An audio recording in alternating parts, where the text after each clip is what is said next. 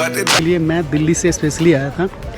तो Friday night में हमारी ट्रेन थी गाजियाबाद रेलवे स्टेशन से रानीखेत एक्सप्रेस, जो जैसलमेर से काठगोदाम के बीच चलती है। काठगोदाम में हम सुबह के 5 बजे पहुंच गए और यहाँ से हमें हमारी टैक्सी मिल गई, जिसका किराया 200 रुपए पर पर्सन है। काठगोदाम में हल्की फुल्की बारिश हो रही थी, जिससे यहाँ का मौसम और भी ठंड और सुहाना हो गया था। तो ये अंकल आंटी हैं जो हमारे साथ टैक्सी में बैठे थे, और आपको सुनकर बहुत ही आश्चर्य होगा, ये दोनों लगभग 2015 से ट्रैवलिंग कर रहे हैं और इनका लास्ट डेस्टिनेशन नेपाल की राजधानी काठमांडू थी। इन्होंने वापसी किया रक्सौल बीरगंज बॉर्डर से, जहां से मेरा घर सिर्फ 40 किलोमीटर दूर है। टैक्सी में 1 घंटा कैसे बीत गया पता ही नहीं चला, और बातों ही बातों में हम पहुंच गए वहां, जो दिल्ली से 325 किलोमीटर दूर और काठगोदाम से 35 किलोमीटर दूर। भारत की सबसे लोकप्रिय हिल स्टेशनों में से एक नैनीताल में आपका स्वागत है।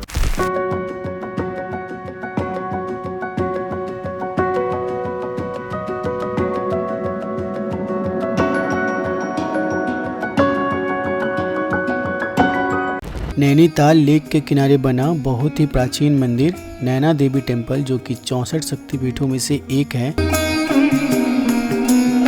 64 शक्तिपीठों में से एक नैना देवी टेम्पल के बारे में मान्यता है कि भगवान शिव माता सती को यज्ञ कुंड से लेकर जा रहे थे, तब इस स्थान पे माता शक्ति की बाईं आंख यानी नैन गिरी थी, जिसने इस ताल के संरक्षण का रूप ले लिया। इसलिए इस मंदिर का नाम नैना देवी टेम्पल पड़ा, एंड इस झील का नाम नैनी लेक, एंड इस शहर का नाम नैनीताल पड़ा। अगर आप सुकून के तलाश में नैनीताल आए हो तो आपको नैना देवी टेम्पल आना ही पड़ेगा, और हम यहाँ पे माता का दर्शन करने के बाद बहुत देर तक बैठे रहे। वैसे तो नैनीताल लेक मैं एक नजर में भी देख सकता था, लेकिन मैं उस झील के किनारे बिताए कम से कम 6 से 8 घंटे, यानी रात के 9-10 बजे तक, और मेरी आंखों ने जो देखा वो एक अलग एहसास है, जिसे मैं आपके साथ शेयर करना चाहता हूँ। लेक में एक बार में तैरती सैकड़ों नाव, झील के किनारे टेम्पल, ठंडी ठंडी हवाएं और ऐसी खूबसूरत नज़ारे जिससे नज़र नहीं हटती।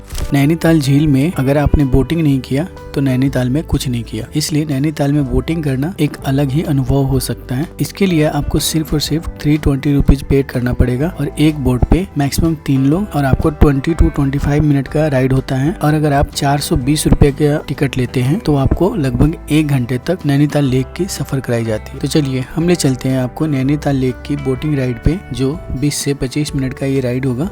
गीता, जब हम बोटिंग कर रहे थे तो तुम्हें कैसा एहसास हो रहा था? आपको पता ही है कि मैं नाव में बैठने से पहले बहुत ही डर रही थी, लेकिन आपने जबरदस्ती करके मेरे को नाव में बैठाए। वैसे तो बैठ गई, लेकिन डर तो अंदर से बहुत ही था। जैसे जैसे हमारी बोटिंग आगे बढ़ती गई, मेरा डर भी कम होते गया, और मुझे अंदर से बहुत ही खुशी वाली फीलिंग आने लगी। बहुत ही अच्छा महसूस हुआ। वहाँ के हवाओं में एक अलग ही एहसास था। वहाँ का वातावरण, वहाँ का नेचर बहुत ही शुद्ध लग रहा था। मैं अंदर से हैप्पीनेस वाली फीलिंग आ रही। कुल मिला के मुझे बहुत ही सुकून महसूस हुआ। भैया, आप कब से बोटिंग कर रहे हो? बहुत साल हो गए, 30 साल हो गए। अच्छा, आपने 30 सालों में क्या देखा नैनीताल को बदलते हुए? बहुत पहले तो बहुत कम लोग आते थे। हाँ, बहुत कम लोग आते थे। अच्छा, खाली मई जून में हमारा सीजन चलता था, बाकी ऑक्सीजन रहता था। अब 12 महीना लोग आते हैं। बर्फ़ के टाइम में भी आते हैं? बर्फ़ गिरता है ना? भी आते तब जनवरी फरवरी में गिरती है। झील में फिर बोटिंग होती है उस टाइम? बोटिंग झील नहीं जमती है। जमती नहीं है झील? पानी ऐसे रहता है, चारों तरफ बर्फी वाइट ही वाइट पहाड़ हो जाते हैं। अच्छा,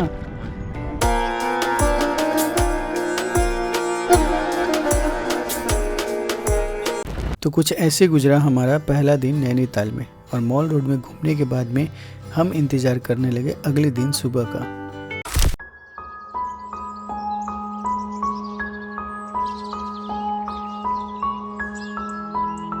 तो आज हमारा नैनीताल में दूसरा दिन है, और आज हम जाएंगे नैनीताल के सबसे ऊंची चोटी पे, जहां से हमें नैनीताल झील जो है वो हमें मैंगो शेप में दिखाई देगा। उससे पहले हम देखते हैं कुछ और पॉइंट जो आपको नैनीताल टूर पे कवर करनी चाहिए।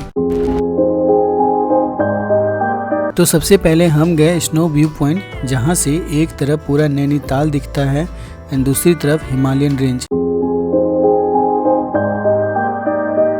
यहाँ पे एक हेल्दी वक्त गुजारने के बाद हमने यहाँ पे ब्रेकफास्ट किया था, जो कि एक अच्छा ऑप्शन होगा आपके लिए यहाँ पे ब्रेकफास्ट करना इस व्यू के साथ। तो ये स्नो व्यू पॉइंट के बगल में ही ये माता की मंदिर है। अगर आप रोपवे से यहाँ आते हैं तो ये मंदिर और एडवेंचर पार्क और स्नो व्यू पॉइंट तीनों एक साथ कवर कर पाएंगे। हम यहाँ पे सुबह सुबह पहुँचे थे, इसलिए एडवेंचर पार्क में कोई नहीं था हमारे सिवाय। अगर आप यहाँ पे दोपहर में आते हैं तो बहुत सारी एक्टिविटीज कर सकते हैं, यानी 10-11 बजे से ओपन हो जाता है। उसके बाद हम चले गए उस जगह पे जहाँ से नैनीताल देखना एक सपने जैसा था, एंड मैं हमेशा चाहता था कि जब भी नैनीताल जाऊँगा तो इस जगह जरूर जाऊँगा। मैं उस जगह पे आ गया हूँ जहाँ पे देखने के लिए, जिस जगह को देखने के लिए मैं दिल्ली से स्पेशली आया था।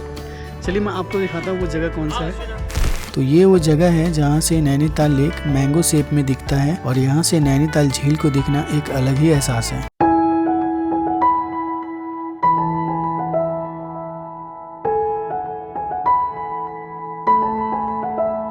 तो कैसा लगा हमारा वीडियो? आपके कमेंट्स का हमें इंतजार रहेगा, और वीडियो अच्छा लगा होगा तो सब्सक्राइब कीजिए हमारे चैनल को। बहुत बहुत धन्यवाद आपका वीडियो देखने के लिए।